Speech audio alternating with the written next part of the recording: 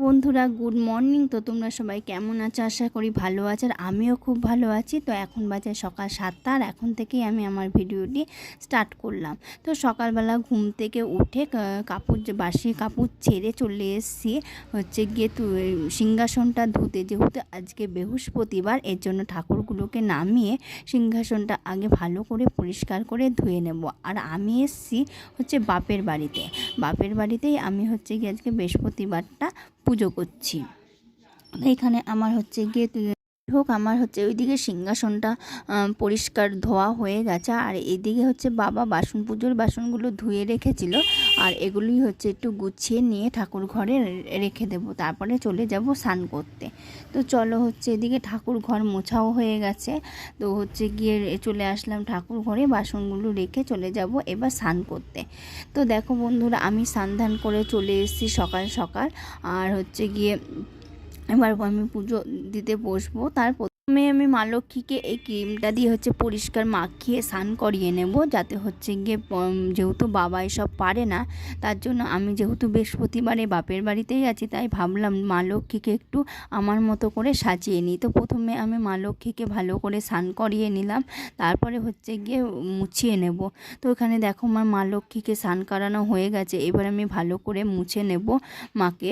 তারপরে গিয়ে তাকে সাজার জন্য আজকে পরাবো একটা পিঙ্ক কালারের ঘাগরা। তো বাবা যেহেতু গিয়ে ছেলে মানুষ, অত ভালো করে পারে না এসব পোশাক পাল্টাতে, তাই ভাবলাম যেহেতু আমি আজকে বাড়িতেই আছি, তাই না আমি পুজোটা আজকে দিয়ে দিই।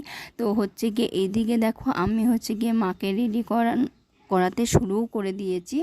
তো চলো দেখো ভিডিওটি। আশা করি আজকের ভিডিওটি ভালো লাগবে, আর যদি আমার ভিডিও ভালো লেগে থাকে অবশ্যই আমার চ্যানেলটি সাবস্ক্রাইব করে আমার পাশে থাকতে পারো। আর যারা আমার চ্যানেলটি অলরেডি সাবস্ক্রাইব করে দিয়েছো তাদের অসংখ্য ধন্যবাদ।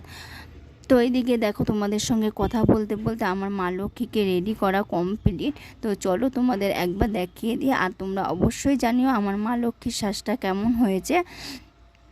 তো তারপরে মাকে বসিয়ে দেবো মার আসনে, আর বাদ বাকি যে ঠাকুরগুলো আছে তাদেরও স্নান করানো হয়ে গেছে, এবার তাদের চরণে এক এক করে ফুল দিয়ে নেব।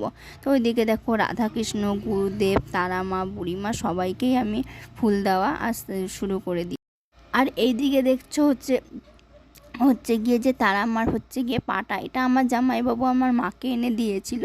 আমার মার যেহেতু খুব শখ ছিল, তাই আমার মেজো জামাইবাবু তারাপীঠ গেছিলো, তখন আমার মাকে এই মায়ের চরণ দুটি এনে দিয়েছিল। তো যাই হোক, মা তো আর নেই, তো কি করা যাবে, বাবাই এখন এটাকে পুজো করে। আর এইদিকে মহাদেবকেও স্নান করিয়ে নেব। তো গিয়ে আমার মহাদেব ভোলানাথকে স্নান করানো হয়ে গেছে। তো সবার চরণে ফুল দিয়ে আমি এবার এদের ভোগ নিবেদন করে একটুখানি আরতি করে নেব। তো আমার এইদিকে গিয়ে ভোগ নিবেদন করা হয়ে গেছে, এবার মাদের সবাইকে একটু আরতি করে আমার পুজো এখানেই শেষ করলাম। তো চলো বন্ধুরা, আমার পুজো প্রায় কমপ্লিট হয়ে গেছে। তো আবার তোমাদের সঙ্গে দেখা করছি। ভিডিওটি আমি এখানেই শেষ করলাম, দেখা হবে অন্য কোনো ভিডিওতে। ততক্ষণের জন্য তোমরা সুস্থ থেকো।